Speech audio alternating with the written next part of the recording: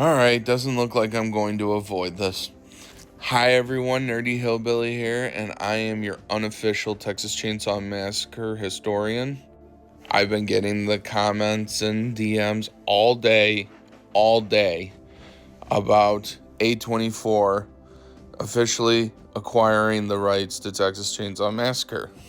I know everyone wants to know my thoughts, so here it is. I'm cautiously optimistic. One of the few things that I wanted to happen was for Kim Henkel or someone from the original franchise or original 1974 to be at least attached to this thing. Here's what Kim Henkel had to say yesterday.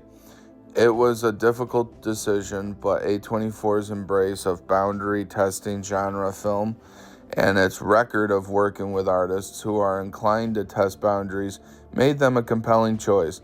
Plus, we believe having a great creative and producing team. JT Molnar, Roy Lee, Dan Cohen, and Glenn Powell in place gives us the best shot at a series that could be genuinely eye-opening and unexpected. There's an epic tale lurking in the Chainsaw backstory. Now, see, that there puts me at ease a little bit.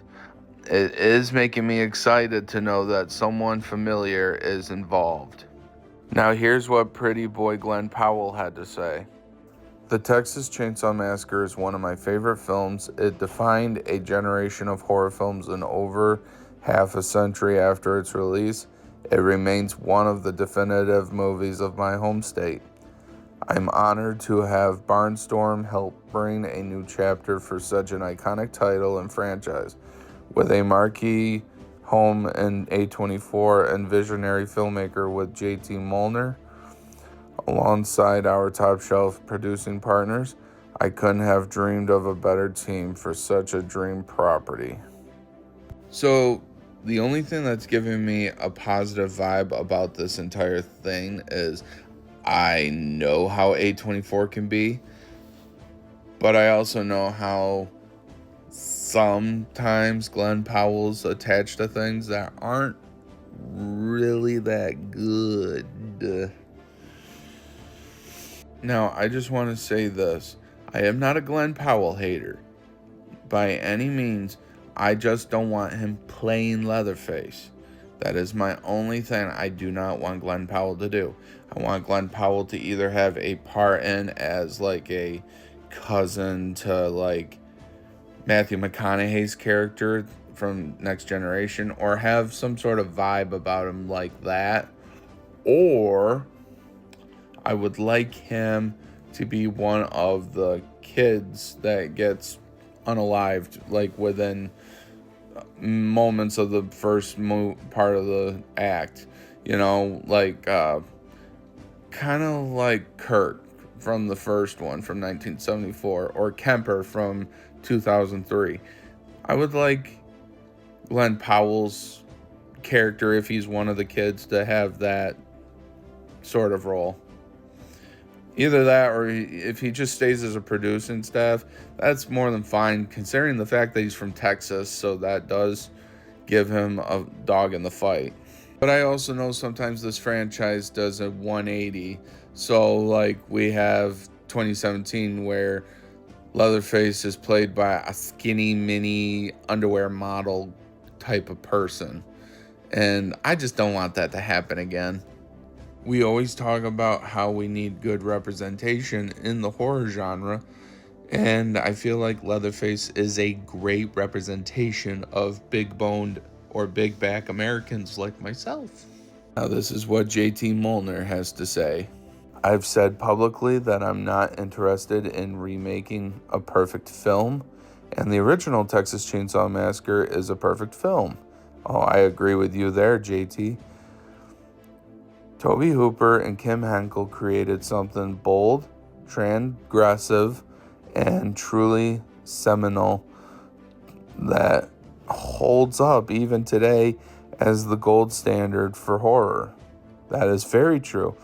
When the opportunity for a long-form exploration into this world arose, I saw it as a fresh way in, as well as a way to honor the existing folklore.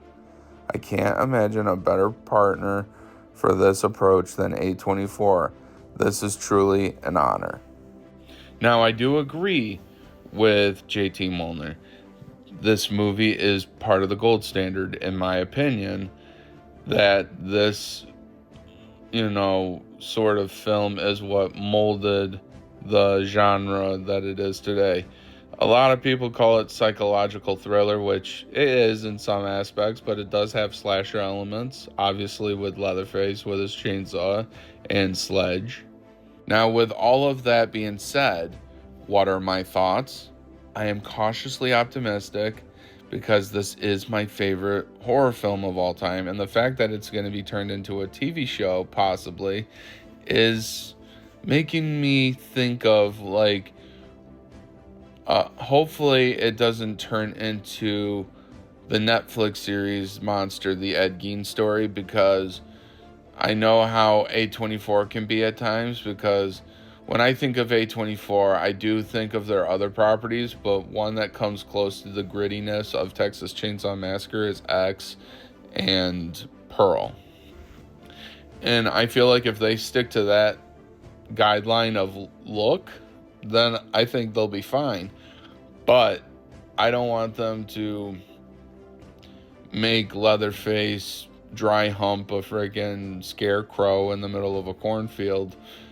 I don't want them to, over sexualize the character, because I know that they already do that to an extent with the motherly feeling that he does when he puts on a pretty woman mask or an old lady mask.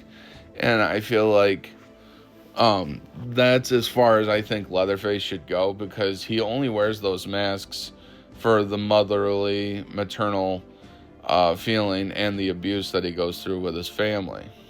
Again, I'm cautiously optimistic about this whole thing. I will give it a chance. I will be there day one to watch episode 1. I will give my honest opinion on when it comes out. And if it turns out to be a movie, I will then be there to watch it on day 1. I will keep an open mind, but at the same time, in the back of my mind, I will be watching everything. Let me know what your guys' thoughts are on A24 getting the rights to the Texas Chainsaw Massacre.